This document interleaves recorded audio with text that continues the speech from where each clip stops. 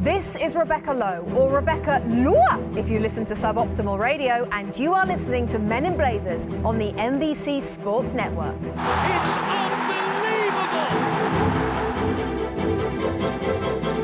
unbelievable! From the Embassy Row studios in the crap part of Soho, it's the Men in Blazers podcast, Rog.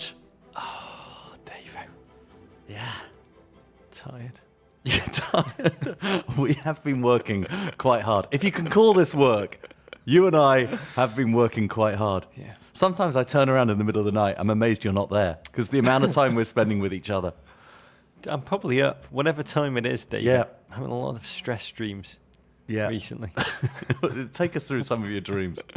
I had a stress dream Yeah. the other day when we were both flying over Manhattan together. Really? Yeah. These are like your dad's dreams, the flying ones. And you just this is good. You just started to ascend. Yeah.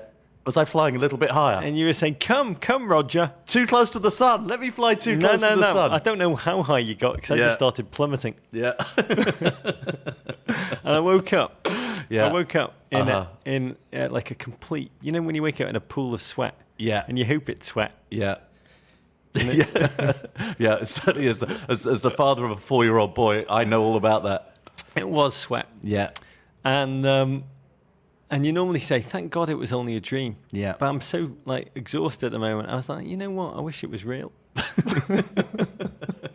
So you'd rather be flying and crash to Earth than actually have to do some of the work we're doing over the next few weeks. I didn't actually hit Earth. I just Yeah. kind of, Oh, you were just descending. Yeah. You were going down. No doubt anyway, about that's it. enough about me. No. I mean, I want to say, Yeah.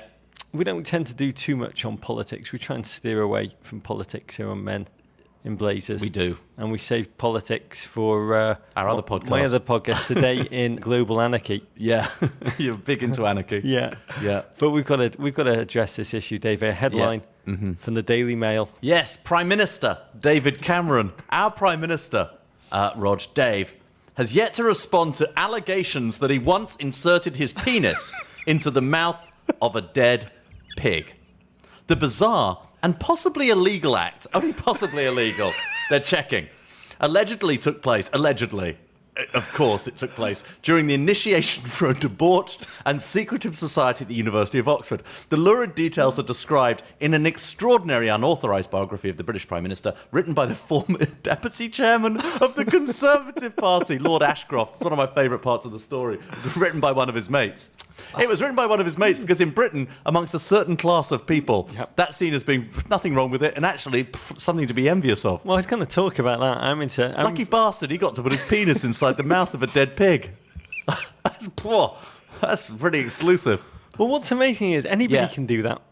Yeah. But there's only certain kind of people who can do that as an upwardly mobile act on an unstoppable path to become the leader of a country. But not as part of an elite dining society at Oxford, Rog, where it was probably a wonderful pig. It was probably for one of the finest. We got it from our man in Gloucestershire. It raises a lot of questions, David. Yeah. I've got to say this story. For me personally, it raises some questions. Such as why? Yeah, whither?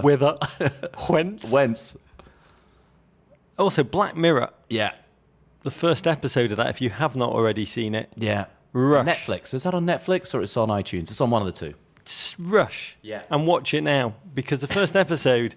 I don't know if they'd seen the photographs that the publisher of this book clearly have seen, or they wouldn't, for legal reasons, publish such a claim unless it was 100% true. Yeah. Hence, the Prime Minister's yet to respond to allegations. But it ruins that episode of Black Mirror, because that episode, isn't it that they kidnap terrorists? I don't want to do a huge spoiler, but it's not a spoiler because it happened in the first 3 minutes. Terrorists kidnap the equivalent of Princess, whatever her name is. Yes. What's the one that just got Kate. married? Yeah. They kidnap her. The Duchess of Cambridge. Yeah. Yeah. And they threatened to execute her. Yeah. And I was hoping they would execute her, but there was an unless. And it was unless the Prime Minister of England, and this is the first 3 minutes, the rest of the show is about, would on live television copulate with a pig. Now, see, the thing is that to make that a great episode of dramatic television, they had to stretch that whole thing out an hour. The problem is with Cameron, it'll be over immediately. It'll be go, what, for a live one? In a second. I've done a dead one. Of course I'll do a live one. Here's the question Also, from me at by the way, races. if you're doing Black Mirror now, Yeah. you thought you'd stretch the bounds No, of everything with the nothing. big. No, if you were doing a new Nothing. series, you'd be like, all right, the Yeah. pig was kind of. Yeah, why was it alive? My God, we should have gone for a dead one. Here's the thing it raises for me, though, Rog. You know, I went to the University of Edinburgh, Yep. and in my year, there was something like 180 guys who all went to Eton College, which is the boarding school where David Cameron went. And we're sort of contemporaries. We're around the same age. A lot of my friends Toffs. went to boarding school with Dave Cameron. We're his classmates. A lot of my friends are very good friends with David Cameron. A lot of them, I met their friends who went to Oxford. I played golf. I'm leaving on a golf trip in a few weeks' time to go and play golf with some friends of David Cameron. How many of my mates have also into a oink? How many? I don't know. I don't know how to ask. You know, the only way to get Yeah. around this issue Yeah. is to do what I do. Uh-huh. Have no friends. Yeah. Yeah. But you know what? You sometimes talk about friends you went to school with who were capable of Yeah, well, performing certain sex acts on themselves. you're talking about Jaffa. Yeah. You talking about, I want to make it clear, first of all, Yeah. we at Men in Blazers Uh-huh. stand with pigs Yeah. on this issue. Alive or dead. Hashtag stand with pigs. You're talking about Jaffa. I mean, I've talked about it, I think, 2 years ago. Yeah. So I apologise for repeating this story to those 6 people who listened back then. But there was a large tough lad Yeah. in our school who, on our first ever rugby road trip, showed the rest of the team, just took it on himself. At Yeah. the back of the coach he was a big, big lad. And he sat at the back of the coach and he just decided we had 4.5 hours on the road. So Yeah. what did he do? He just decided to tell the rest of the squad and actually show us how he liked to self-pleasure himself with the aid of half an orange. His nickname for the rest of his school days was Jaffa. Now, that needs some explanation. Shockingly, or perhaps not surprisingly to you, Yeah. he's now a Conservative MP. Yeah, and sits in Parliament in the party where David Cameron is the leader. This doesn't mind it. That's nothing. That's nothing. We do stand with pigs. We should say that we're not behind any form of animal cruelty or anything like that. Or any fruit cruelty. Yeah. But let none me of it. ask you this. There is a serious question here. Yeah. Do you have to do this sort of thing to get ahead in life, Davo? Or do you get ahead in life because there's a lofty perch in life where once you access it, mores fall away and you can do whatever you want to fruit, animal corpses, or Yeah. real human beings in an awful fashion, Dave? I think the Venn diagram, I believe, of British people who are successful and those that have sexual relations with pigs or oranges seems Can to I always just say- overlap perfectly, and I never understand Can why I just that say is. at this point, I regard myself as a British person who's been fairly successful. I have neither had sex with a fruit or an animal at any point in my life, nor even thought about it, nor would I join a dining... I was a member of a dining society at university, but I wouldn't have gone through any initiation rite to go and do that. I just occasionally had to, buy a round of drinks. Yeah. But I'm serious. Do you become successful so you can access a place where no matter what you do to other people, you're going to be scot-free? Look, I do think in England there is something that we don't like about England. And I'm not saying it doesn't exist to some extent. What's that Skull and Bones Society, that secret society that existed at Yale that the Bushes were in? I'm a member of that. But they have lovely product. We love their ties. There is part of British society which is this very inside job. Eton and Oxford. I think something like it's almost every prime minister since the war went to Oxford, studied politics, philosophy, and economics. It's a remarkable number of British prime ministers went to Eton. It's a very closed shop. It's a very tiny little society in which the elite, in which the powerful come from. And one of the ways they mark their territory to be elite and powerful is they have their own little micro-institutions within their micro-institutions, which have their little micro-initiations within those things and their little secrets. Not much of a secret, though, if Lord Ashcroft, who is the former leader of your party, can go and just write a book about it. Yeah. I'll just say, that also this week in England, they found out that the working class males in northern England die younger, up to 8 years younger than their counterparts in the south. Yeah. So not only do you have all the fun in your neck of the woods, Davo, South London. secreting your private parts in Peppa Pig, you live longer too. I'm beginning to believe, Davo, maybe I'm just in a cumbersome mood because of Yom Kippur, which is about to dawn upon us. There's no such thing as reward and punishment. which is a theme we'll return to, David. Certainly when we talk about Chelsea. When we talk about the Chelsea-Arsenal game. Yeah. I also want to talk about a little bit of sad news. Very sad news. The death of racy novelist Jackie Collins, aged 77. I feel very sad about that, David. Yeah, well, she was a lovely woman. She was, an Anglo-American in every sense, a woman who crossed the pond very early in her career with her sister, of course, Joan Collins, a woman I had the pleasure of producing a number of times on television. One of my earliest pilots I ever made when I was first a television executive at Disney was a bizarre show called Star Test. Do you remember that show where you were interviewed by a computer alone in a room?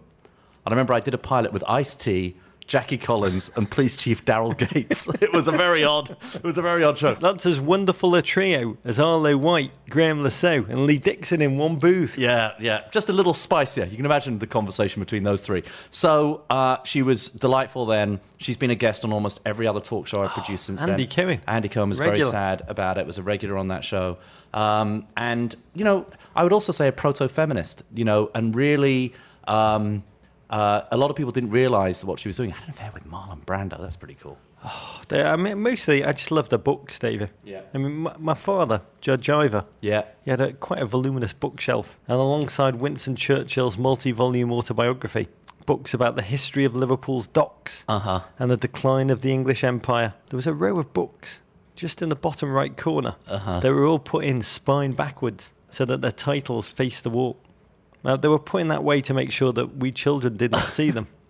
But not so the neighbours. The curtain twitchers couldn't see them. No, but they weren't worried about the neighbours. Yeah. But any kid that sees... Just the Cossacks. 5 books put in backwards, attracted to them like a lunar moth to a flame. Totally. One of them was Erica Young's Fear of Flying. Yeah. 2 others are Jackie Collins novels. My parents had that book too, but they didn't turn it the other way round. I can recant pages for that still. They're burned into my memory. One was The Stud. Yeah. The other was a book called The Bitch. Oh, The Stud. That was a good book. Yeah, amazing book. Within its pages, Davo, let's just say I learnt a lot about life. Yeah. And strange new feelings. Yeah. And how my down belows really worked. And horses. Yeah, of course. That's why I read them. No, I'd say in an interview 9 days before her death, she said she always chose to live life celebrating life rather than mourn those around her who die. Everybody dies, she says, which couldn't be true. I could be remembering this wrong. And we've talked about this scene before. One of my favourite movies, I think it's Star Trek 4. When they come back to San Francisco in time to save the whales, back to the 1980s. Yeah, Spock did a lot of great eyebrow work in that movie. Did some great eyebrow work. And they get into an argument on a San Francisco city bus, and Spock ends up just using a lot of contemporary language to take, actually 1980s contemporary language to take down the hoodlum who tries to jack them. And when asked how he knew that language, how he knew the words, he says, I've read it in all the literature of the period, Harold Robbins, Jackie Collins, and Kirk just looks at him and says, oh yes, the greats. And one of my favourite pieces of movie writing ever. By the way, talking about death, you told me something which really moved me about you watching the Emmys. The Emmys is, I've worked in the television business for a long time, worked as a television producer for a long time. I started in Hollywood in 1991. Started teaching tennis in Hollywood to a bunch of old producers and agents and executives, and then moved on. Warren Beatty would play you in the movie like Shampoo, and ended up becoming a PA and a producer and a writer, and then ended up as an executive at Disney. But I was very fortunate to get into the business at that time because I got to work with a lot of the legends. I worked for both Dick Clark, I worked for Merv Griffin, I worked for a lot of the people early in television, and this. It's starting to happen because now I'm 49 years old, turning 50 next year. And increasingly, when I see the in memoriams during the Emmys, I realise that I've worked with a lot of the people in it. And that sad music comes on and they play those clips in slow motion. And it's becoming increasingly more moving to me and more personal as I realise that one day that's going to be me, that the conveyor belt is going, that one day that's going to be me, and also that how many of these great contributions these people have made. You were not sad for the people that you knew in memoriam. You were just like, oh, God, do you think I'm going to be in there? Will I get in there? Were you thinking, well, have I done enough? No, I mean, mainly, I was Millionaire, Andy I was mainly sad that those people have gone on. I was also very grateful. It wasn't about you. I was very grateful that I got to work with those people. But it does occur to you as you get older, your own death the conveyor belt, especially, you know, as your parents get older. I love the conveyor belt. I love the and conveyor you have a belt. son, you realise there is a conveyor belt. Plummeting. Yeah. Philip Larkin had a poem, Yeah. Ambulances, where he says, when an ambulance goes past, everyone looks at each other and goes, poor soul, pretending to think about the person that's inside, but really they're thinking about their own death. Happy Yom Kippur, mate. Oh. We're all going to die, Davo. Yeah. I had a lovely letter from a GFOP, Jim Hill, who says, I hear you referencing the Cossacks a lot and the great Cossack killer in your own heritage. Yeah. So I saw this in Scott Rabb's The Whore of Akron. I thought you might enjoy it. This is my thought for Rosh Hashanah and Yom Kippur. It's never brag on a child. Don't assume or announce anything good. Yeah. God or the Cossacks will get there shortly. Either way, the innocent and defenceless will be set aflame. The real suffering is always yet to come. This is, wow. It's a nice way to segue into the football, David. Well, no, really. can we also just say, don't let me break one of those things right now. Let me announce something good, Rog. Okay. We have just Does this started involve work. me? Yes, it does involve you. We have just started working with the NFL, with NFL Films and Yahoo Sports. Yahoo. Rog. No, Yahoo or Yahoo. I don't quite know how to pronounce it. I think it's Yahoo. Yahoo. Yeah.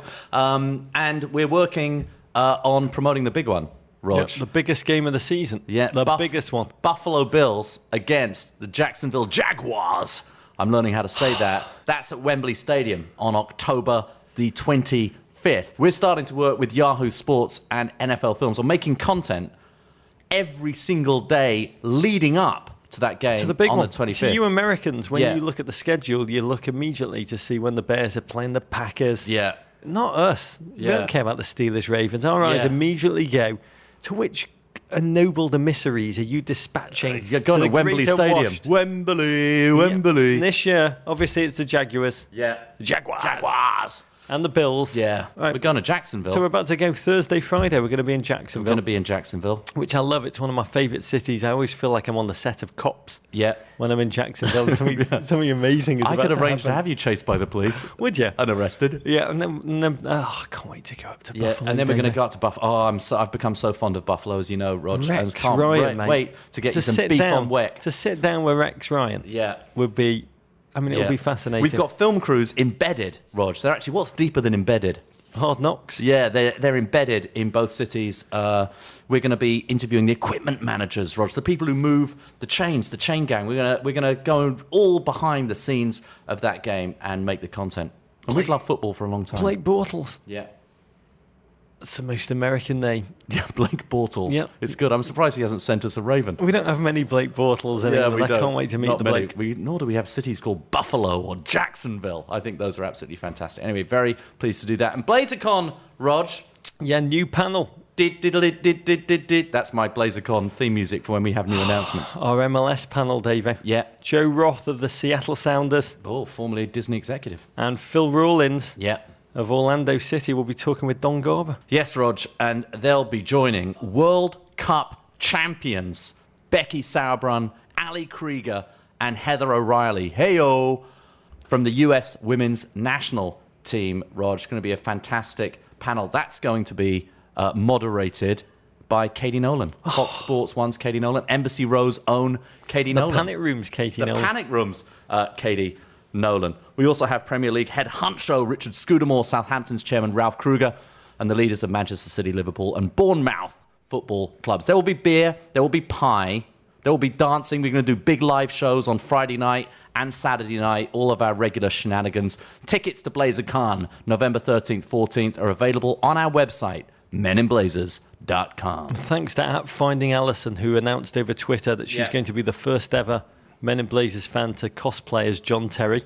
Ah, interesting. I can't wait to see. And at Maverick, who comes up with the suggestion of the week, he said BlazerCon needs to be entered through a tunnel. Oh, There needs to be a tunnel cam, David, that's a great idea. so that everyone can kind of dominate Let's work on that. Joe Hart style. We Yeah. need to buy that Leicester tunnel, David. Yeah, I tell you, why haven't I not bought the Leicester Tunnel? Put that on my to-do list, Kalen. We got a packed show.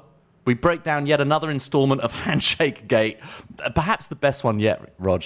The beef on the street between Diego Costa and Gabriel Paulista. A lot of Arsenal fans want me to make a public statement, Rog. And oh yeah. Would you want your child to behave like that? Yes. And oh yeah, very likely that George is going to grow up similar to a guy that grew up on the streets of remote Brazil, Rog. And the football game between Chelsea think it's a global world and now, Arsenal. Yeah, the football game between Chelsea and Arsenal. We discussed West Ham's shock win over Manchester City at the Etihad and Anthony Martial's double for Manchester United. Plus, we announced the winners of our EA Sports FIFA cover contest and reveal some details about the official jersey of the Men in Blazers national team, Rog. From Adidas. They're making it Adidas. Addy. It's like a dream come true. I've worn them since I was a child, Davey. Yeah, we love them. We're getting closer and closer to FIFA footballing legitimacy. To the football, Rog. Crack open that Guinness. Oh, well cracked, Rog. That's one of your cleanest cracks of all time. Nice pour. And cheers to you, Rog. What a weekend. Yeah. Unbeatable Manchester City lose. Tiny Chelsea. Yeah. Somehow get themselves out of the relegation zone, David. Amazing. As you said. Yeah. How did Premier League writers not win an Emmy this weekend, Rog? Yeah, I think my question of the weekend that came into us over Twitter was from @Jake Fields. Yeah. He said, is there a German word for when your mother-in-law is in town and you can't swear at your television whilst watching football? We've all been there. There actually is. Yeah. Innere Schweinehund. Yeah. Your inner pig dog, which I guess is... Innere Schweinehund. Yeah. Your inner pig dog. Yeah. It's your inner voice, that little voice inside you, the tiny voice in the back of your head, which tells you things and mostly tries to convince you to live a life of complete sloth. Yeah, so just release your inner Schweinehund. It's not unlike your inner Schweinsteiger. That's interesting, Rog. Okay, we are now 6:38 of the way through the Premier League season. That reduces, Rog, 3/19. It's amazing. After weekends that reduce, it is my theory that bigger stuff always happens on the reducing weekends and not on the non-reducing weekends, Rog. And just as teams start to settle into their assigned narratives, the scriptwriters, who need an Emmy, Rog, introduce a sizable plot twist. Let's get straight to it. Chelsea 2, Arsenal 0. Chelsea repel Arsenal from Stamford Bridge and keep Arsene Wenger winless against Jose Mourinho in the league. The game's turning point came just before halftime when referee Mike Dean dismissed Gabriel Paulista for his role in a scuffle with Diego Costa. A Kurt Zouma header put Chelsea ahead 1-0 in the 53rd minute. A Santi Cazorla red card, an Eden Hazard goal later. Normal service had been restored in this rivalry. 2-0 to Chelsea, Rod. The beginning of Narcos, Davo. Yeah. The DEA agents, they say, the bad guys need to get lucky every time. Yeah. The good guys just need to get lucky once. Yeah, hasn't happened for a while. Might be true in global narcotics trafficking. Yeah. But in Premier League football, it's just plain old false. Because old Chelsea are back, Davo. Not just winning games, but appalling neutrals. Good, honest, hard-working neutrals in the process. Are you one of those neutrals, Rog? I pride myself on my objective.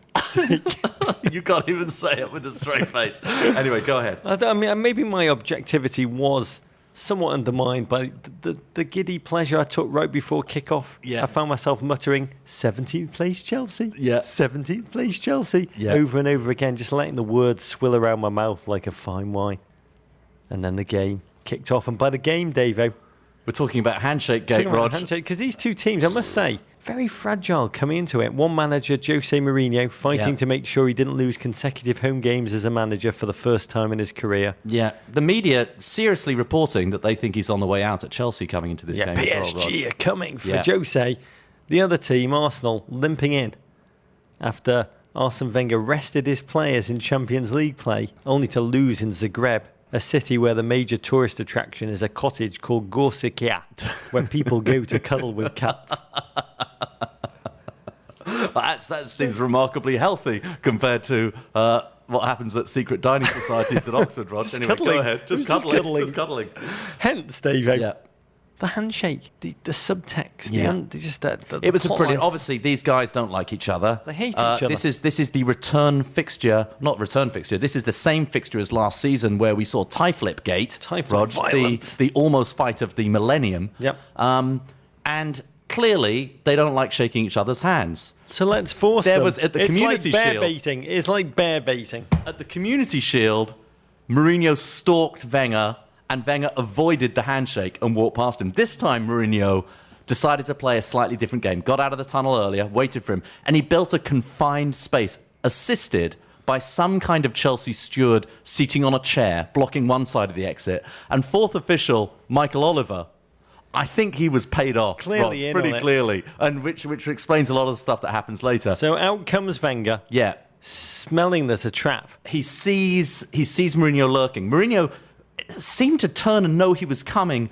without even seeing him. He either got a sign or he just smelt him approaching. If you ever meet Arsene Wenger, yeah, Arsene Wenger smells of this unique idiosyncratic smell of sandalwood, yeah, absinthe, yeah, and 18th century books. And a little bit of blue cheese. Yeah, so I'm sure that was wafting up. Yeah. Mourinho turns around. He turns, and then he starts stalking him.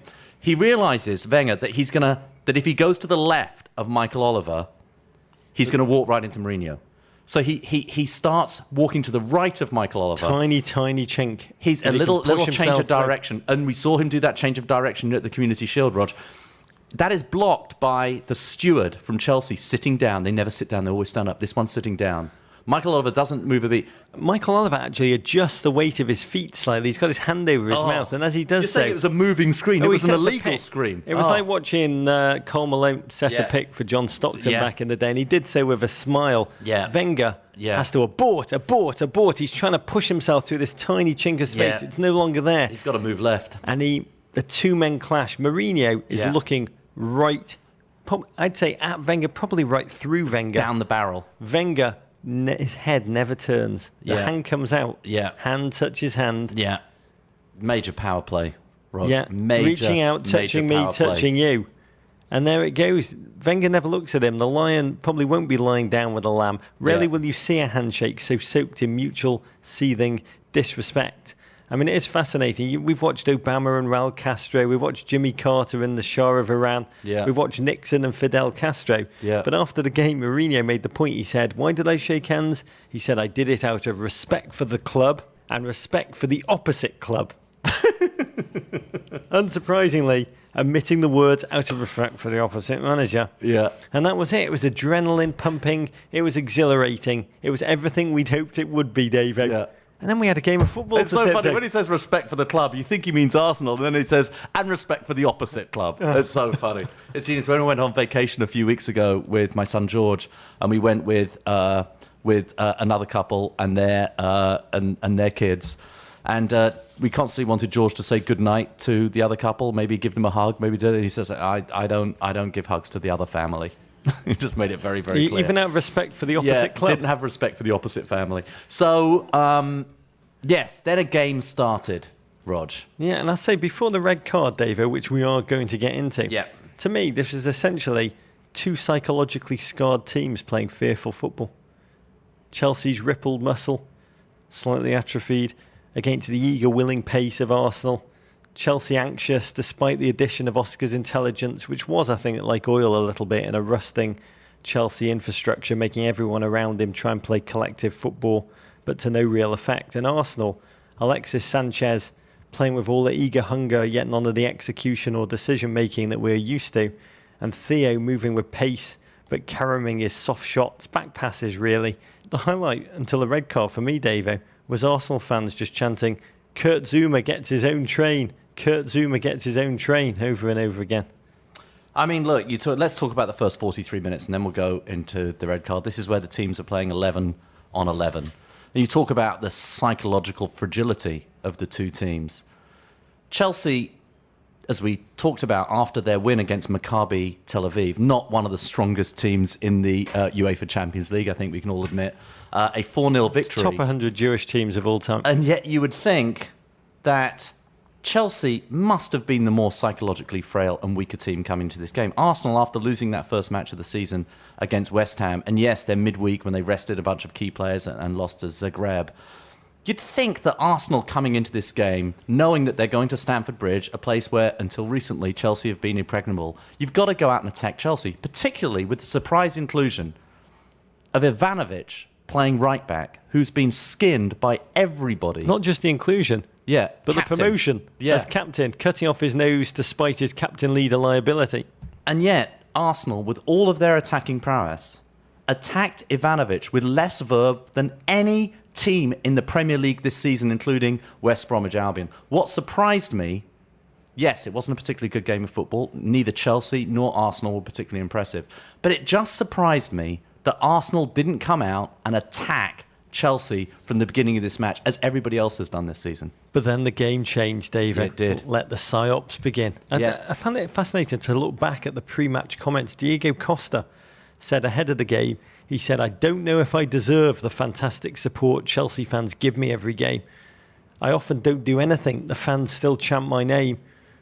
They treat me very well. I'm grateful for that. I don't know how much I deserve it." His actual play didn't warrant the chance he got this week, Davo. No. But he ended up getting a standing ovation for what was, despite his imprecision on the ball consistently, it was a game-changing performance, and how. And this is neither defence nor prosecution, it's just a fact at this point, is that this is how Diego Costa, if you watch him play live, Diego Costa is in a running battle with central defenders, week in, week out, game in, game out in the Premier League. There's nothing surprising. That isn't a defence, but there is nothing surprising about the way that Diego Costa behaved in this game.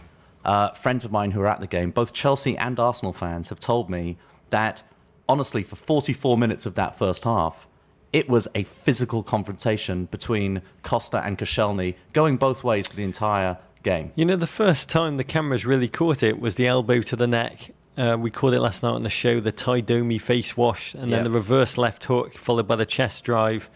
To me, Davo, when I watch it all again, Koscielny's big mistake was not to go down clutching his face when he was hit twice. I hate it when footballers do that. I want to be clear.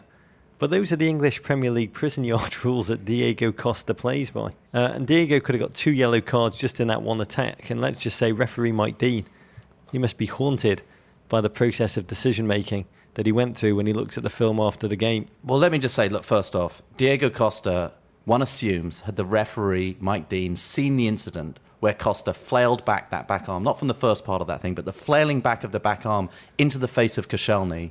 Had the referee seen that, that would have been a straight red card. I have no doubt about it. And the FA have actually called him up on charges, and he'll probably be banned for 3 games. 3 games for that. Should have been straight red carded. Yes, there's been a lot of criticism of Mike Dean, the way he handled it, but a referee on an off-the-ball incident, it seemed to happen. It's not clear for me exactly when that incident happened. It came from an EVS machine. It was rolled in right after the incident, but it didn't seem to be an incident that happened seconds before the incident where Costa was on the ground and got up and chest bumped him. Not sure exactly when it happened. Had the referee seen that, Costa would have been and should have been sent off right at that point. The problem is that when you watch Premier League football on a weekly basis, there are off-the-ball incidents like that happen all over the field. Unless we're going to go and video referee every single one of these games all the time, you're never going to catch every single one of them. But he should have been sent off for that. Well, from then on, just things picked up pace. Gabriel tried to show the spine Arsenal are so often accused of lacking. You're damned if you do, you're damned if you don't. Yeah, but that was silly. As soon as he did, I mean, I was screaming at my television. So was I. It's a trap, Gabriel. Watch. I mean, totally. It was all as predictable as watching a teenage couple drive out to a lover's spot on a misty night when there's a serial killer on the loose. Mm-hmm. You just know how it is going to end the second it starts. First, Gabriel had his neck raked by Costa. Then there was an amazingly sneaky, over-hard slap of Gabriel in front of the referee, disguised as a pat on the back. At Bryce Kirschbaum tweeted us, "Only juvenile antics missing here are fart spray and whoopee cushion. #almost fights." There was the yellow card award by a clearly terrified Mike Dean. There was the trash talking on the way back to the centre circle. We think he said, "Kokinakis, seduce your girlfriend. Sorry to tell you that, mate." And then the faintest of kicks from Gabriel back towards Costa. We've got to talk about it. Yeah, the first thing I thought about, I should say at that point, the whole incident, the second it started going off when Paulista ran in and you're looking at Diego Costa's trap, I started thinking about the 1998 World Cup, England versus Argentina. And the way that Simeone lured David Beckham into that little kick that he got sent off for. I don't understand. By the way, at Pirate Mike 6x6 said, "I can't believe Gabriel fell for Diego Costa's banana in the tailpipe hijinks. Classic Costa." I don't understand the faint kick, Davo, because I thought about the Beckham kick too to Diego Simeone. If you're going to get sent off for kicking someone, give them a full-on DEFCON swift kick to the nuts. Just do it. Yeah. You're off anyway. Mm-hmm. But to go off for the tiny, both David Beckham, who was vilified, and Gabriel here, the tiny little flick. What was amazing to me also was Diego Costa's reaction. He instantly morphed from purveyor of violence and anger to moral upholder of on-field decency. He just conjured a look of shocked decency, Davo. It was borderline sociopathic how he morphed from one to the other. Even Machiavelli would have been blown away by that. But you have to say, it was a deserved red for Gabriel. Well, it starts with Gabriel running from up the field to go and take on Costa in the penalty area. That's just what you don't do. And almost every professional... Well, you got to, though. To me, you've got to. You've got to stand up for your teammates. It's what we always say about Arsenal. There's no spine. They don't care anymore. He cared. Yeah, but he fell into the trap, just as you're saying at the same time. You want to stand up for your teammates, but you also want to be careful that you don't get yourself sent off. And he got himself sent off at that point, Rog. And certainly, and I know that, we can over-criticize a captain or overstate how much a captain can do in that situation. But certainly Cazorla did very, very little. Czech was making more effort to diffuse this situation than anybody else. I mean, French viewers voted Mike Dean, the referee, the man of the match on the Gallic broadcast. Mm-hmm. But there is a sense that Gabriel definitely should have gone. But to see the Gabriel kick and not to see what Diego Costa did repeatedly to Koscielny and then to Gabriel before, it makes a bit of a mockery of the game. And I say, not interceding and calming down Costa and Gabriel before it all kicked off, or speaking to the two captains and taking the cauldron off the boil to really try and diffuse things. That's what a good referee would have done. Ivanovic, I think it was like he'd forgotten he'd actually been made captain. It was purely symbolic. He never left the back four position. And a lot of Chelsea fans have written in to say to us, if Terry actually had played, he would have stepped in immediately, calmed things down. And Arsenal, funnily enough, wouldn't have gone down to 10 men as a result of that. I don't know that that's true. I don't know that Costa is controllable, even at the game. Look at his reaction when he was substituted later in the game. I'm not sure that he is controllable. I think that's sort of perhaps wishful thinking by a lot of Chelsea fans to think it would have changed. Look, let me be clear. A lot of Arsenal fans have written in, have contacted me on Twitter, making sure that Davo stands up and isn't a smug Chelsea fan and stands up and makes a statement about Diego Costa, so the referees will change their mind about the way they view things in the future. Not because of Davo, but just because. So we go and change it. There's nothing I'm going to say that referees are going to change and listen to. Do I enjoy, as a Chelsea fan, watching Diego Costa's antics on the football field? I don't. I love football way more than I love Chelsea, and I like to see teams beating other teams. I like to see them beating other teams at football, not in terms of psyops. I like watching the football on the field. I think Chelsea tend to be underestimated as a footballing team, particularly, frankly, by Arsenal fans. I think they play brilliant football, brilliant winning football. I don't think what Diego Costa did in this game is right. I think he should be banned for 3 games once they review the precipitating incident. And I think what he continues to do, his attempts to go and get players sent off, I hated it. I hated the criticism of Beckham during the 98 World Cup. I actually agreed that he should have been sent off, but I hated what Simeone did to him. I hate what Diego Costa did in this incident. However, Arsenal fans also have to look at their own team. I don't think what Paulista did was brave or standing up for a teammate. I think it was just naive. Costa does this. He's not been sent off in his career playing football in England, Roger. In fact, I don't think he's been sent off for years anywhere. To me, he knows exactly where the line is. He knows exactly how to go and do this. Everybody knows in preparing for this game what happens. He should have been prepared to go and dealing with it. I actually believe, just as former referee Howard Webb and many other experts believe, that Paulista was very, very lucky not to already be yellow carded for the foul that should have been a penalty on Eden Hazard earlier in the first half. It all goes both ways. Arsenal had to go into that game and beat Chelsea, take on Chelsea, be aggressive against Chelsea. They didn't. They let Chelsea dictate the action. They let Costa dictate the narrative. And once again, in a league game, this surely a team that should have come into this match and beaten Chelsea and ended this league record. Even Everton Arsenal fans. I say the greatest trick the devil ever pulled, as they say, was convincing the world he didn't wear a Chelsea shirt. I was amazed at how many Americans went berserk about this. We got a lot of Americans saying, if the English Premier League is going to be like this, it's not for me. I'll say, we love your sports because you invented the pest, the trash talker, the instigator across all of your sports, the Bill Romanowskis. You are A-grade level instigators, and so in football, where in some cultures, I say the dark arts of gamesmanship are lauded. In Italy, they have a word for it, furbo. Yeah. In Argentina, they adore it so much that when England beat Argentina finally in 2002, when Michael Owen threw himself to the ground to get a penalty, the headlines in the Argentinian papers were, the English have learned, they said admiringly. They're impressed that we did that. And so in Brazil, where football brutale was welded onto Yoga Bonita after Pelé was kicked around the field in 1966, it's part of the game. Gabriel knows it, and he was incredibly, incredibly naive, David. It's true. English football has, over the years, been naive in terms of the practicing of dark arts. We've seen English teams our entire lifetime go across to the continent, go around the world, and have the dark arts practice on them and never been able to go and recognise it. I'm not sure the English Premier League is any worse than any other football league in the world, Rog, in terms of seeing brutal football practice. Part of Arsenal fans' fury surrounds Mike Dean. Yeah. And there is a long-standing feel of bias they believe he's got against the Gunners. Arsblog, one of our favourite commentators on English Premier League football, and I do mean commentators when he actually attends the games.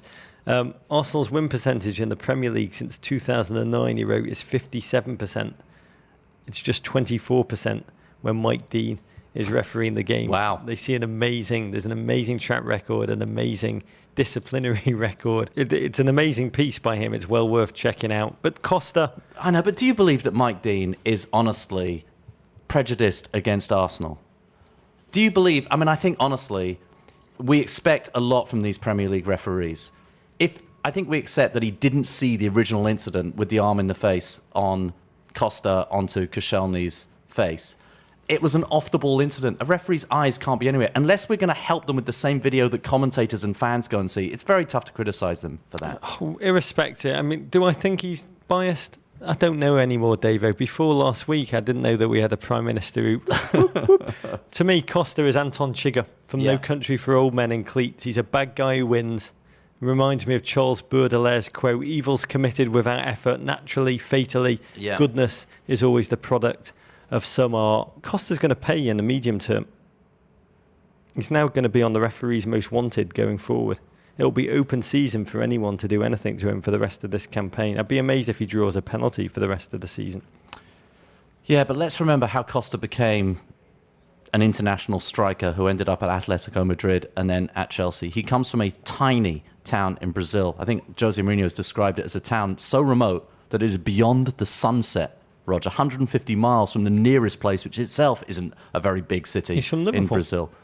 And sounds like he didn't have a professional contract with a team until he was 16 years old. Very, very late for any kid anywhere around the world now. He joined a 4th division club. The way that Costa became a successful striker wasn't because of amazing speed or amazing athleticism or amazing gifts. It's partly because he managed to fuse this style of playing, this level of aggression, this level of amped upness. We've talked about this in terms of the street football that Suarez grew up playing in Uruguay. This is what got him his transfer. A lot of these things about him were the reasons he was admired at Atletico Madrid. There will be players like Diego Costa playing football as long as we live, Rog, and beyond. You have to prepare for that. The whole incident for me reinforced something we've talked about a lot about Arsenal over the last 12 months. They're a team without leaders. Santi Cazorla, he's a nice guy. I imagine he'd be a fantastic barman on a cruise. His chirpy personality reminds me a bit of Gopher from The Love Boat. But he's not a captain you fear and follow through the barricades, Davey. Yeah. He's not a Vieira. He's not a Tony Adams. At DDF Baker asked the most pertinent question, I think. Is Costa a better actor than Laura Linney? Wow. Not better, just different. Just very, very, very different. Down to 10 men. Yeah. Coquelin hobbled off. Mm-hmm. To me, it was only a matter of time then. Yeah. Till Chelsea. And it wasn't very long, just 8 minutes into the second half. Rog, fantastic set-piece delivery from Fabregas. Zuma made the kind of attempt on a ball very few central defenders in the league ever do. Athletic, decisive, and puts the ball past his former teammate, Petr Cech. That makes it 1-0. The Hazard goal was almost inconsequential after Santi Cazorla was sent off for a second yellow card. Yeah, I mean, I'll say Chelsea fans absolutely giddy. I'm not sure if they were more happy that their team were beating Arsenal or that their sense that evil pays, that there is no such thing as reward and punishment.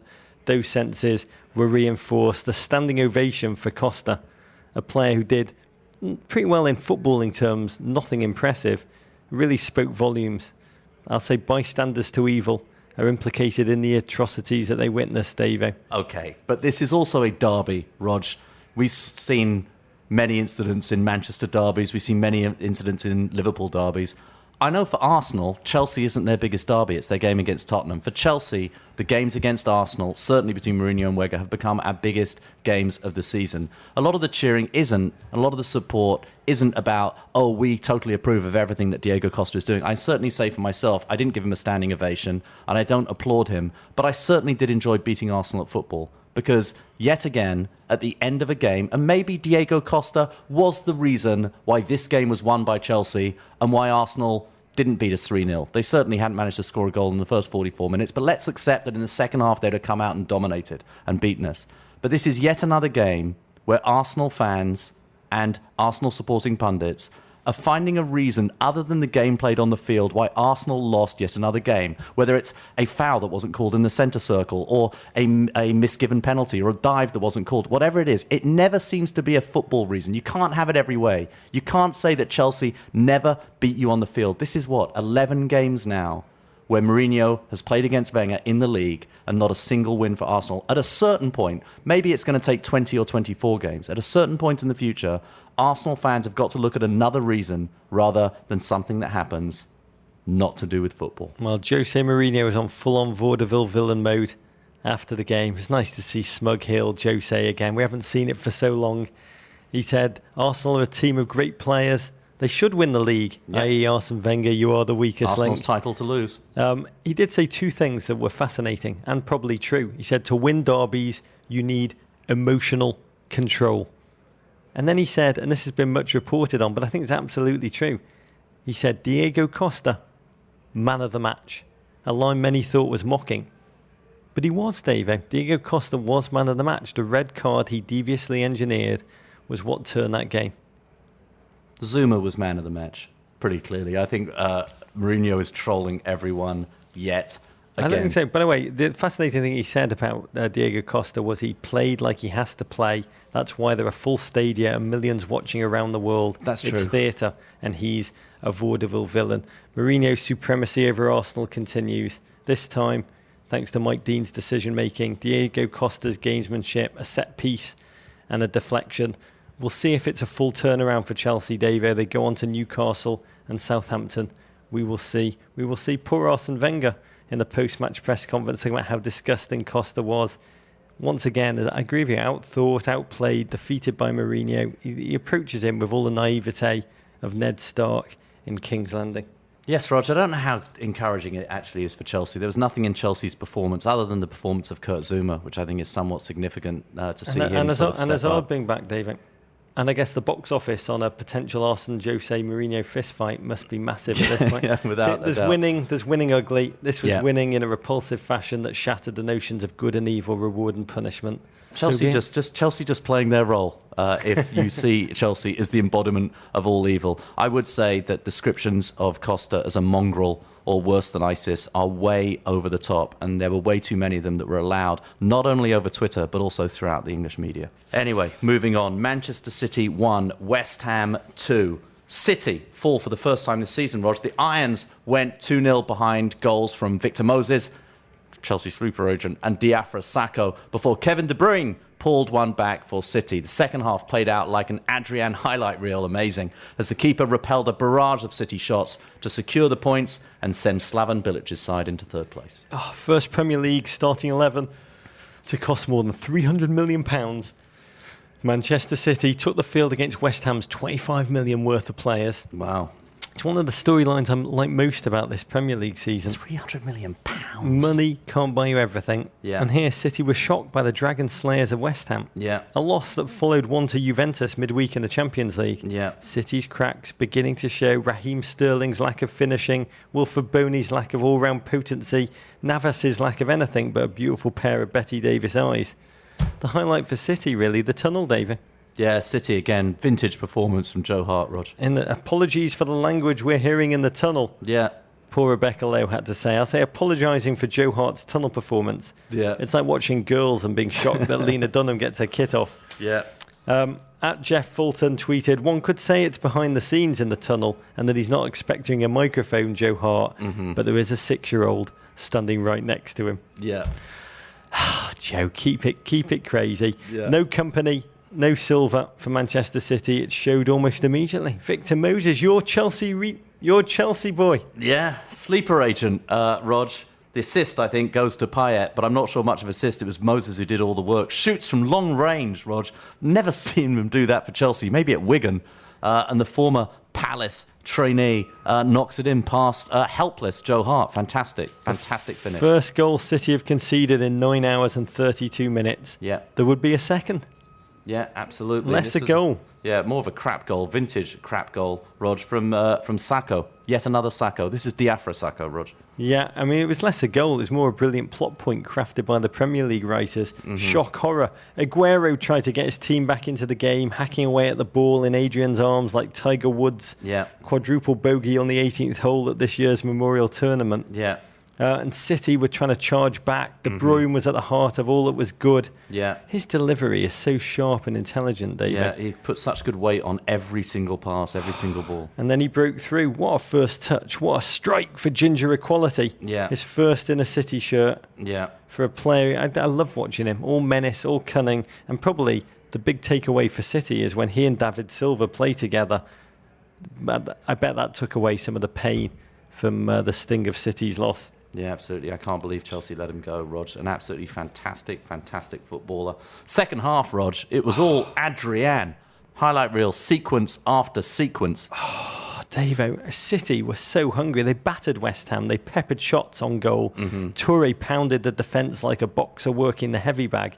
I will say, the defensive organisation that Slaven Bilic has kind of engendered there is absolutely fantastic. Yeah. Fab the Dog said, James Tompkins is how films usually depict Second World War British soldiers. Yeah, he's got the look. Kevin Nolan is what they actually look like. And if that's true, then Winston Reid, 20 clearances in this match. Yeah. I guess he was Anzacs. Yeah. City laid siege to West Ham. They practically built earthworks on the edge of the penalty area. They set up catapults and trebuchets. Yeah.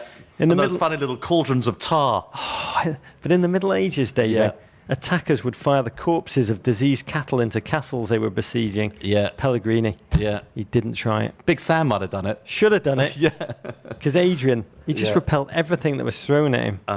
8 saves. Yeah. City had so many chances on another day. I mean, it was like watching the A-Team when the bad guys shoot at Mr. T with machine guns, but somehow miss him. Aguero misfiring, Boney flaccid, Navas impotent. On another day, against another keeper, City would have won the game 6-2. Yeah. 7-2, David. But credit West Ham, unbeaten on the road. Arsenal, Liverpool, and now Man City defeated. Big scalps. Amazing. Yeah, really, really big scalps. But it does start at the back, you feel, that this sort of resolute team defending and enjoying playing under Slaven, or maybe just terrified of him, which I think I might be. So if we bring back the Premier League knife fights, I got to tell you, I'm not putting any money against Bilic. If he does that to his own bald spot, what would he do to us? Very, very true, Rog. When we were growing up in the 80s, teams in the top 4 would routinely lose 8 or 9 or 10 games. Yeah. And this season, with the Swanseas, the Evertons, the Palaces, the West Hams, the Leicesters, and even the Bournemouths, who can all hurt opponents, it's going to be a fantastic season. Southampton 2, Manchester United 3. Louis van Gaal's army sink the Saints behind a double from Anthony Martial, that child, as John Green calls him, and one from Juan Mata. The game's dying embers saw United fans everywhere give thanks to the faulty fax machine that prevented David De Gea's departure. The Spaniard turned away several Saints efforts that would have levelled the score. United now in second place, just 2 points behind their crosstown rivals. They say football is a game of 2 halves. This is like a game of 3/3. United were a disorganised rabble for the first and the last, but they came to life in the second. And thanks to young starler Anthony Martial and a recommitted David De Gea, they took the 3 points. And Southampton, they scored twice, hit the post, and were kept at bay by an occasionally superhuman goalkeeper. They will feel that they should have got more out of this match, David. Yeah, absolutely. It was really United against United's futures team, their farm team. Yeah, when's Pella going to United? Southampton old boy Luke Shaw may have been horrifically injured. Yeah. But Morgan Schneidlin returned to line up against the team he used to play for with their gigantic Morgan Schneidlin-sized hole in the midfield. And Sadio Mane, he showed the Old Trafford faithful what they might see on a weekly basis next season. Pella opened the scoring, Rog, in the 13th minute, but it was the celebration that really caught the eye. Yeah, I mean, there's something about being handsome or beautiful. Yeah. Life's just so different for you. Yeah. If a guy looked like me did that rugby celebration, everyone would have laughed at it. I remember being young once, and being friendly with a beautiful girl called Katie. And we went to a McDonald's drive-in. And the counterman just looked at her and said to her, that fillet of fish, you can have that for free. I remember that at that moment when I saw Pele's crap dive. Life's just different for you if you live it with beauty. You get free fillet of fishes, Davey. It's living in the bubble. There's a brilliant episode, I think we've spoken about it before, of 30 Rock, that's all about this. John Hamm's character, when he was a doctor, and he's so good looking that everybody ignores the fact that he doesn't really know anything about medicine. Everybody wants to play tennis with him, even though he's completely crap at tennis. Nobody can ever bear to tell him any of the truths about it because he's just so good looking. I bet you he gets a lot of fillet of fish. Yeah, he could do. You know what I mean? He could do Pele's celebration. Southampton, they were just so athletic. Yeah. They directed the ball with pace down the flanks. Carrot looked slow-footed. Mane was everywhere. United had plenty of possession, but no menace. They circulated the ball to little effect. Yeah. Memphis, Rooney, Martial, at the outset, they seemed uncalibrated. They lacked the pace and directness to really dent Southampton. But then out of nowhere, David. Ball breaks to Martial, and Martial hypnotises Virgil van Dijk. Yeah, and great turn, great ball control, and a fantastic finish, Rog. I mean, United, we should say, have had a history of youthful strikers burning brightly, then flickering. Yeah. Federico Macheda came in, scored crucial, massive goals, then suddenly was on 6 loans and ended up at Cardiff City. Yeah. Adnan, what must he be thinking as he watched Martial? What must Memphis be thinking? What must Rooney be thinking if Rooney remembers what it felt like to score goals? Yeah. But Martial could be the real deal. He could be Jodie Foster in cleats. Could also be Corey Haim. But there's something about the way he finishes with a calm ruthlessness that makes me believe he's the real deal, David. Watching someone so young lead a team at such a crucial time. We've talked about it before, but it's who he reminds me of. My favourite 9-year-old twin Burmese guerrilla leaders, Johnny Hutu and Luther Hutu. The 9-year-olds who wielded cigars as they led grown men, David. Grown men in God's Army guerrilla group in the Burmese jungle in the late 90s. The men believed bullets would not harm them. I think about what Wayne Rooney feels seeing him score so freely. There is a maturity about Martial, just the way he conducts his personal life. You know, the pictures of him and his wife and their baby, and just how solid he is. I love how understated his goal celebrations are, Rog. They're like stock FIFA 16 goal celebrations. There's nothing exotic about them. It's as though he just expects to score a goal and doesn't want to make too big a deal about it when he actually does.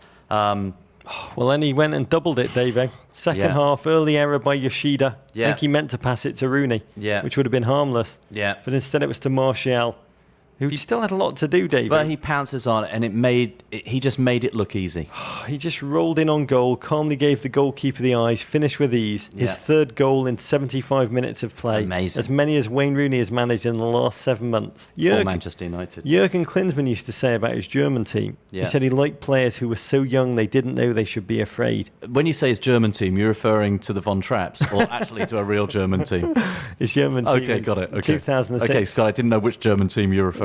His first German team. Yeah, okay, got it. Martial is unafraid. We used to read about a comic book hero, Billy Dane, do you remember? Oh, Billy Dane, Billy's boots. Yeah. A man who found a pair of old... Are you saying that Martial has got some old boots? Are they Thierry Henry's boots? He was a kid who found a pair of... At a jumble sale? Yeah, at a yard sale. He found a famous old 1940s striker's old boots. He put them on, they could magically score goals. Yeah. And he even constantly scored goals in the top flight, even when he was just 12. God, I wish I could remember the name of the former striker. Martial is living that comic book experience. How did he only cost 56 million, David? That's a bargain. Bargain, Rog. Southampton didn't wilt. David De Gea kept United in the lead with an amazing string of saves. I love how calm he is post-save. I want him to express emotion, to bellow. Yeah. Who wants to sex De Gea? Yeah. But he just coolly strolls back to his line as if he's about to light a match off the post and smoke a cigarette to break the boredom. I feel like Ed Woodward is going to make a statement at some point, say, oh yes, we did actually intentionally not make the transfer with Real Madrid to go and keep De Gea, because it was obviously the right thing to do. At the end, they needed De Gea. That's my Woodward impression based on never hearing Ed Woodward ever speak. I just imagine that's the same voice you used for the Chelsea fan who was in front of you. Is that your analysis? It might have been Ed Woodward. It actually almost certainly was. United with 15 minutes to go, they wilted. Southampton regained their width, started to serve up Pele again with long balls over Blint. It was a tactical aide de memoire. The end of the game, just pumping balls, pumping them. And right at the end, Wanyama sat 2 defenders down, curled the ball towards the corner, You can see the Southampton fans behind the goal leap up as if this was going to be the great climax that would get their season back on track, and then their hearts break and their dreams be cruelly shattered by De Gea. Fantastic, David. Yeah. Southampton fell short. Ronald Koeman will be gutted. His relationship with Louis van Gaal, notoriously spiky. And if he got that draw, he could claim what I do feel is true anyway. He's done a better job of assembling a true team than Louis van Gaal over a similar period of time under a much stricter budget. Yeah, Martial, though, could change everything. Rog, Liverpool 1, Norwich City 1. Alex Neil and the Canaries spoiled Daniel Sturridge's return to the Anfield turf. 13 minutes after half-time, sub Danny Ings, Rog, put the Brodge & Co ahead. Norwich's Russell Martins deftly dinked loose ball over a flailing Simon Mignolet, secured a share of the spoils for the East Anglian team. Liverpool now in 13th place, Rog, with 8 points. Atel High School tweeted us to say, is this the Condiment Cup? Ketchup facing off against mustard and relish? Yeah. That's very true. Very good point. Liverpool fans. I love that. For Liverpool fans, Yeah. such renewed expectation. Coutinho back from suspension. Daniel Sturridge back. Felt a genuine happiness seeing him take the field again. Me too. Premier League's been a lot worse off for his absence, though rusty he may have been. Liverpool just need to get Suarez back now and everything's going to be all right. He's not injured, Rog. He went to Barcelona. Oh, what a game. Liverpool struggling to enforce themselves against a team they beat traditionally with ease. At Liverpool, 9 Red said, Anfield is so silent you can almost hear Brendan's whitened teeth grinding. And Brendan himself said there's a feeling of anxiety at Anfield. We need to make it a real fortress again. We have to rebuild it again. Liverpool didn't come to life until Danny Ings came on. Yeah, good for him. Christian Benteke limped off of a tightened hamstring, and Ings finished smartly. He was as close to Liverpool can come, David. Far more mobile, far more attacking in his vision and his ambition than the big money Belgian. Liverpool, Benteke plus Ings plus Firmino plus Origi, $110 million. But only Newcastle have scored fewer goals than the Reds this season, and Norwich forced themselves back into the game. Mignolet flap, a delicious finish. How would you describe that from Russell Martin? It was a little chip. It's kind of when it's almost like a chip pitch. It's when you don't break the arms forward on a chip, but you try and get a bit of height out of your pitching wedge, usually out of a fairly bad lie in the rough. But he just dinked it. He just dinked it over the trouble. Instinctively. And it landed softly in the back of the net. Oh, if I could do that regularly with my 54 degree, I'd feel very good about it. Third goal in 6 games for a bloke who became a father for the 3rd time the night before. Yeah. And 1-1 at home to Norwich for a Liverpool side with all that new talent, and I guess a numbing realisation maybe setting in of what their true position is. Liverpool not beating Norwich at home, indeed being behind them in the table at the final whistle. I guess it's all the more frustrating because top 4 is up for grabs this season. Every team's wounded, bar Man City. Liverpool, they had a sense under FSG of how they behave under financial fair play rules when they were strict. But now financial fair play rules have been loosened. FSG now need to show that they can actually operate in this odd, curious, money-laden world again. And I feel for Liverpool fans because for the past 5 years they've had so much promise, came so close to returning to that greatness, to the promised land, the rampant Suarez season, the return to Champions League football, but the needle fell off the record. As a football fan, is it better to have loved than lost, or better to have never started to believe you're a top 4 team at all, David? Yeah, I don't know. I still, having said all of that, and I'm starting to worry for our friend John Green on Twitter. He's becoming darker by the weekend about his beloved Liverpool Football Club, Rog. I still believe there's hope. I think they've got a lot of very, very good players. I think it's great for them that Danny Ings got on the score sheets. Great for just competition for places, just getting that squad firing on all cylinders. What I worry about with Liverpool, that's what I continued concern about Brendan Rodgers there, is that managing a football club, managing a club that's going to go and be a top 4 football club, it's got to be a combination of deciding this is the way we're going to go and play football, fused with this is the way we're going to go and play football against this team this weekend. And I never know with Brendan Rodgers, what is the overall aim of the football he wants to play at Liverpool? And I rarely see the tactical differentiation each week tailored to the different team he's playing. And we won't even get into the adjustments he makes during the game. Teeth. Tottenham 1, Crystal Palace 0, a plot twist from the producers of That's So Spursy, Rog. Tottenham took the lead in the 68th minute through an authoritative and joyous, left-footed finish from South Korean Song Heung-min. They were able to see out the game and move into the top half of the table, Rog. Really just one moment of magic. I mean, I said the player that caught my eye, Dele Alli, young 19-year-old, $7.7 million arrival, thrived alongside the South Korean Son, whose name is made for tabloid headline punning. I mean, Spurs, they did have Eric Lamela flickering in and out of the game, and Harry Kane continuing to bleed his confidence out all over the field. He's not scored in 5 league games this season. Palace tried to counter in the way they love to counter. They lack a marksman. The closest thing they've got, Connor Wickham, is out injured. And here, Alan Pardew just shuffled through his options with no effect. And that great moment. Bamford. Yeah. Sonaldo, as they called him in the Bundesliga, gave Crystal Palace a taste of their own medicine, scoring on a sharp counter. And we said yesterday on the show, if we had one criticism of Son, what would it be, David? Oh, he hasn't realised he's playing for Spurs yet, Rog. He seems far too happy. Yeah. He'll soon learn. He'll soon learn, David. The big takeaway from the game for me, though, the gap between Palace and Spurs has closed, and Tottenham are closer to sliding back into the pack than gaining pace with the top 4. A sartorial note at CMO12 wanted to know, is Yannick Bolassi's hairstyle a new way for balds to go? Interesting, Rog. I think not, to be honest. We talked about Les Dawson, who played the piano badly on purpose, comically. Missed one note every 4 or 5 bars. And my mother always used to say, it takes a lot of skill to play the piano that badly. You have to know how to play it really well to play it that badly. Bolassi's hair, it takes a lot of hair to get that precision bald haircut. We should say Lloris made an amazing save in that second half to protect Tottenham's lead. By the way, talking of the hair thing, I had an idea this morning I want to talk to you about. I want to do some Men in Blazers shampoo for the balding man. I want to call it Sector 3.4. It's just air. Yeah, it is. It's just nothing's in it. That's actually, well, that will cut down on production cost. I love that idea, Rog. Stoke City 2, Leicester City 2. A familiar refrain as the Foxes stormed back from 2 goals down. Goals from Boyan and Jonathan Walters put the Potters up 2-0 just 20 minutes in. But a Riyad Mahrez penalty, Rog, and a Jamie Vardy finish leave Leicester just 3 points behind Man City in 4th place. Yes, Stoke desperate for their first win. It didn't come, but the sense of sexy did return in the first half. What a fantastic first goal. Arnautovic, that incredible turn and a slip pass to find little Boyan back from injury after 8 months in rehab.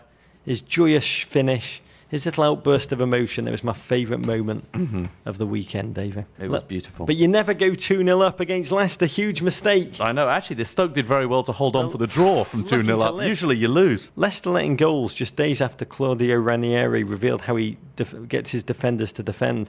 He says, if they play well, I pay them a pizza. And maybe I even get them a hot dog. He probably wants to rethink that after leaking 2 goals in both. The hot dogs to your team. Reminds me of Rod Strickland when he played for the Wizards and he'd eat the hot dog, 2 hot dogs on the bench before taking the court and then puke them both up during the first half every single game. Mahrez scored again. What a fantastic story he is. And then Vardy on a counter-attack. Doug McIntyre of ESPN noted, Jeff Cameron, superb again. He's played every minute this Premier League season, all at centre-back. Wonder if Jurgen was watching. Yeah, he might not be German enough, Rog. Swansea 0, Everton 0, a point apiece for 2 of the Premier League's more informed sides, Rog. It's like mutually assured destruction, Rog. They point their missiles at each other and nobody can score a goal. Both Bafétimbi Gomis and Romelu Lukaku went close for their respective sides, but neither was able to draw blood. The teams sit next to one another in the table, 2 of 5 teams with 9 points. Yeah, point at Swansea is fantastic, but I think Everton did leave a little frustrated that they had not taken all 3 points. So the big win there is another clean sheet. I think it's the 3rd they've kept away from home for the first time. They've done that since 2013. John Stones was superb in this game, right? He is so much better than everyone around. My dad used to play schoolboy tennis very seriously. Yeah. And he told me a story I used to love about a player called Ham, who was the schoolboys double champion of England. And Ham would play with anyone. It didn't matter who was playing. He'd have that person serve and then run off the court. And he'd take on all comers in doubles tournaments on his own, running around the doubles court. And he won Wimbledon schoolboys. And that's what I think about when I think about John Stones. He could do it all by himself. It's like he's just so much better than everybody about there. He can take on 4 opponents just on his own. I do love him. Kevin Morales, fantastic. fantastic red card, came on in the 90th minute, completely pissed off. A short appearance. Completely pissed off to be a substitute yet again, and then thrown on, showed his disgust by getting sent off. I've never understood the 90th minute substitution, unless you're trying to kill off a game. He was completely frustrated, and it was toxic. Although it was important, his sending off maintained Everton's leadership on the most red cards in Premier League history. They went back ahead of Arsenal, 80-79. It's neck and neck. It's tight. Aston Villa 0, West Brom 1. The Baggies, Saido Berahino, Rog, he's back, trades the naughty step for the starting lineup and scores the game's lone goal. He had threatened to go on strike after West Brom blocked his move to Spurs. I think they did him a favour, Rog, honestly.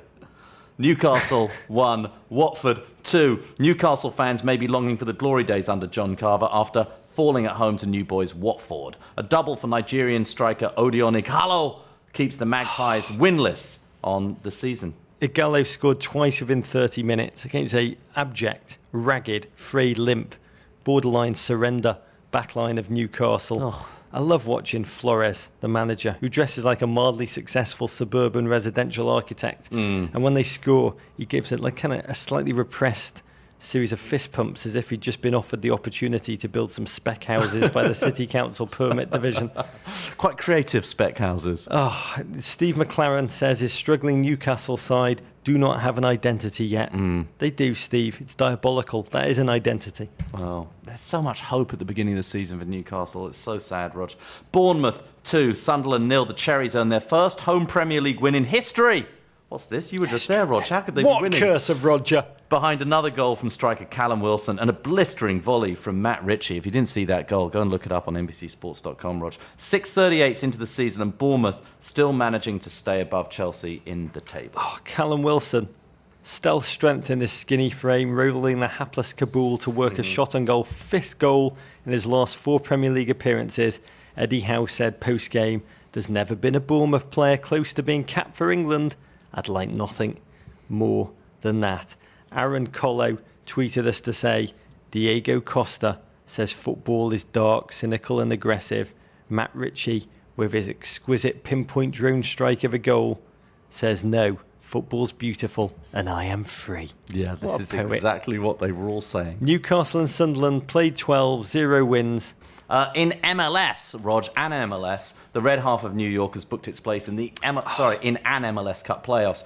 The Red Bulls beat Timbers 2-0 in Portland Sunday to secure the playoff spot. Yeah, without massive DPs, they become what their fans always long for, a true collective. Love watching Kai Kamara's 21st goal of the season. Fantastic bloke. Gave Columbus a 2-1 win over DC United, bringing joy to all those in the city that gives the nation Schmidt's House of Sausage. Less joy in LA right now, Davo. The Galaxy have lost 2 out of 3. FIFA, Rog, a FIFA update. International football's governing body, we still refer to them as that, has suspended its second highest ranking official, Secretary General Jerome Valcke, after allegations that he attempted to sell marked up World Cup 2014 tickets for his own personal gain. Yep. It's a very odd ousting. Yeah. Valcke was also the man involved in the $10 million South African bribe. Absolutely. When everything broke out. Yeah. But he was accused by Benny Alon, an Israeli-American GFOP. former NASL player who has been arranging World Cup hospitality packages since 1990. Yeah, you introduced me to him down in Brazil. We went out for dinner with this guy, Benny Alon. Yeah. In Brazil, one of our dinners, one of our Malbec-influenced dinners. Yeah. And the stories he told us back then were so massive and far-reaching. Yeah. We thought it was bonkers. Yeah, we left dinner going, that was a little much, Benny. Who could believe all of that? All we can say is, sorry, Benny. You were right about everything. And there's a lot more to come of this. I think he is the FIFA deep throat. Oh, my word. And he was very generous. Oh, it was lovely. Lovely man. Yeah. Team Benny Alon. On to the Ravens, Rog. Our first Raven from Stephen Lebrac. What a great name. Who writes us in regards to half Rog, half Davo, Harry Potter character Roger Davies. He writes, Roger was in Ravenclaw, arguably the best house at Hogwarts. I'd like to hear that argument. He was captain of the Ravenclaw Quidditch team and led his charges out of the tunnel with verbal encouragement that would make Joe Hart proud. And he has hair. Needless to say, I was stunned, though still perplexed about this character. How far down the rabbit hole did J.K. Rowling go? Is Harry Potter just a really long allegory for the trials and tribulations of the English Premier League? Is Sepp Blatter Voldemort? Who is Dumbledore? What do I make of the Gryffindor team made up of 3 Jack Coolbacks and a Lady Ginger? Please end my misery and answer these questions, or have J.K. Rowling on as a guest so that she can further explain the true depths of the Harry Potter Premier League symbolism. I think the beginning of his letter said, I started to think while listening to the pod, what if Roger's mum had married Davo's pops? What a glorious love child that would be. And he would be called What's Roger your mum's Davis. name again? Val had married Trev. Yeah. Yeah. And I just want to know why you got to Roger Davis, because I went to school with Roger I was Davis. almost called Robert. I was initially called Robert, and then my parents decided to change my name and name me after my Uncle Michael, my dad's little brother. And my dad couldn't even understand why I was named after his little brother. My parents were going to call me Rebecca.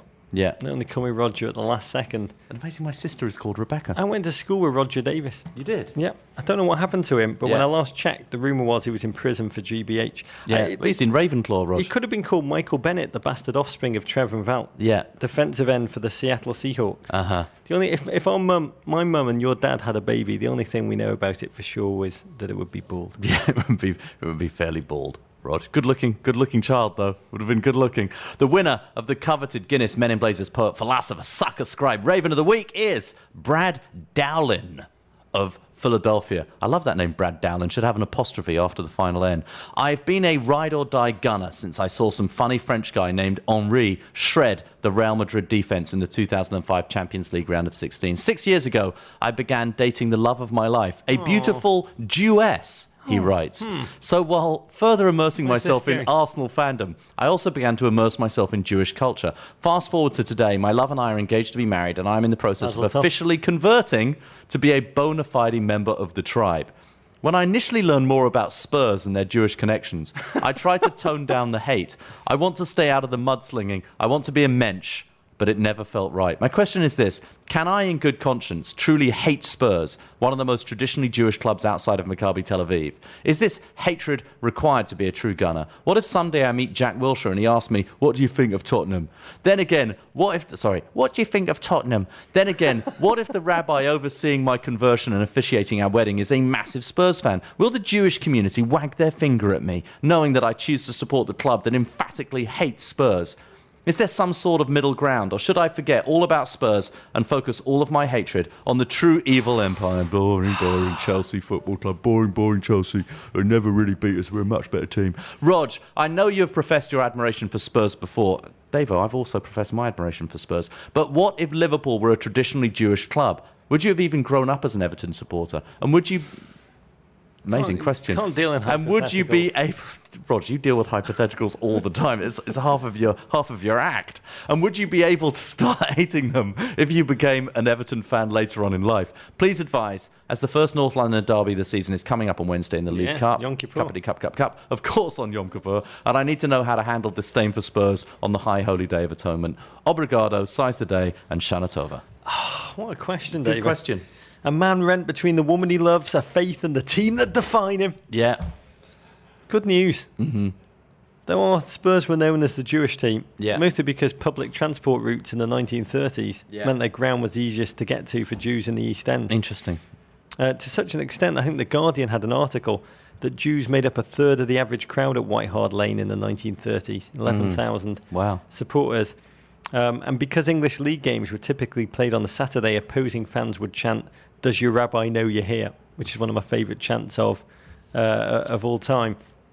Arsenal are just as Jewish as them, is the honest truth. Mm-hmm. Spurs definitely have embraced the identity, mostly because of the hooligan years. Spurs non-Jewish fans took on the Jewish identity as like a outsider pride, the epitome of no one likes us and we don't care. Always cracked me up in the days of MySpace. There was an amazing MySpace page where Spurs fans, these huge thugs, would show their tattoos that they'd had, like Israeli flags, the word Yids on their thigh or on their back. There was one huge guy who looked like a Cossack who tattooed the word Yids on his inner lip, which a Cossack with the word Yid on his inner lip. Perhaps just because he'd eaten some. Europe is amazing.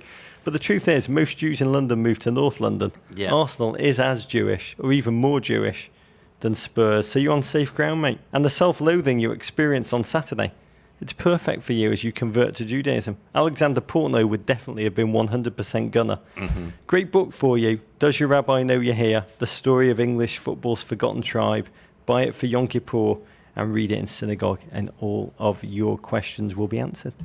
Rog, happy EA Sports FIFA 16 Day, Rog.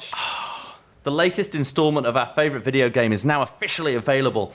And this year it includes our favourite female footballers, Rog, including the World Cup champion US national team. As you'll recall, we asked you to look into the future, and design a cover of EA Sports FIFA 17 with the promise of limited edition Men in Blazers EA Sports FIFA 16 packs for 10 winners. Those winners include Aaron Duran for his hashtag Pray for Brad Guzan edition.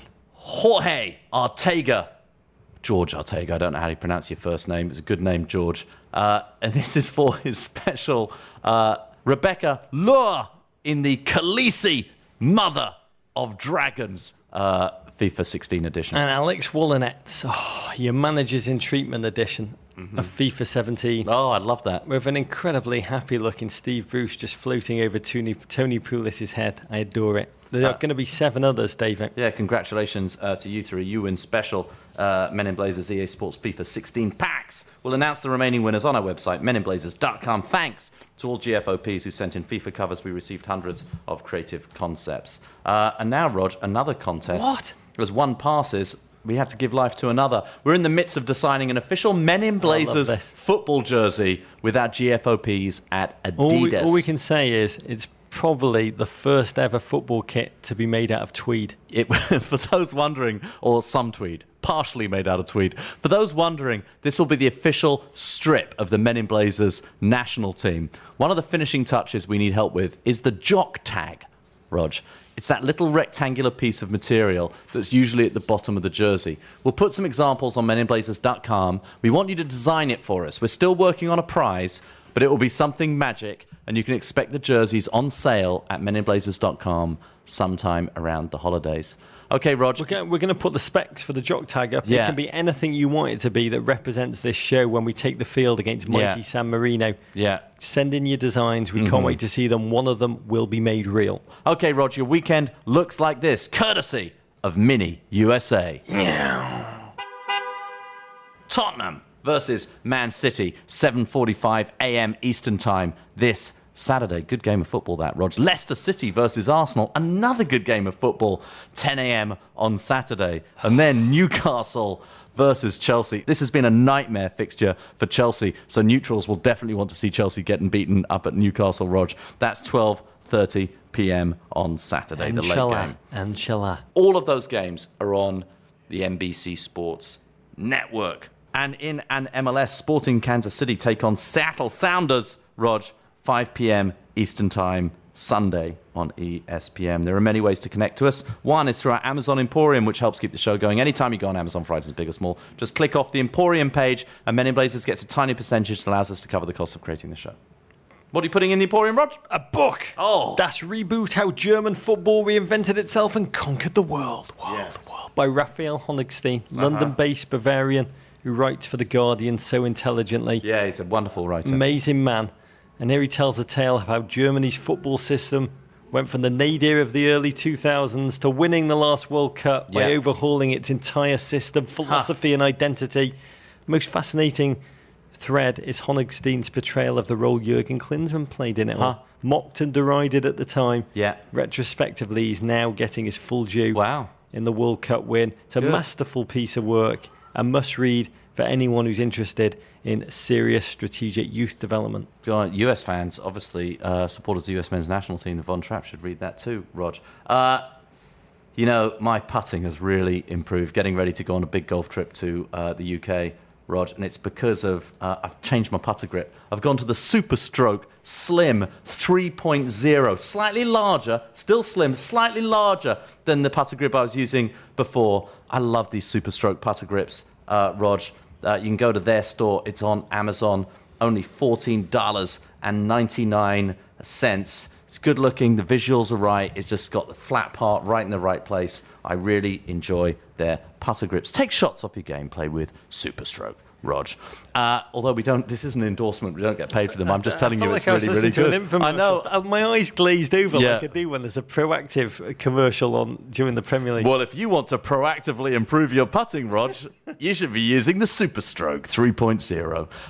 Rog, there are many other ways to connect to us. You can now watch entire episodes of our crap TV show on NBC Sports. We apologise for this. Live Extra, Apple TV and Roku. It's also up on our website, meninblazers.com. Particularly enjoyed our show yesterday with Abby Wambach and Sydney LaRue. Rog, might want to watch that if you haven't yet. Also on meninblazers.com. That's a great place to sign up for our newsletter, The Raven, which we produce with our partners at Guinness. Check out our Spotify account, men_in_blazers. meninblazers.wikispaces.com. It's a great place to find out about Men in Blazers. I find myself checking that, trying to figure out how things started on our show all the time. Follow us on Twitter at Men in Blazers. Follow us on Instagram at Men in Blazers and at Embassy_Davies. We've also got a Facebook account. We've got a subreddit, meninblazers.reddit.com, maintained by GFOPs Akshay, Calvin, and Alex. And you can always send your ravens to the crap part of Soho. You can email us at meninblazers@gmail.com.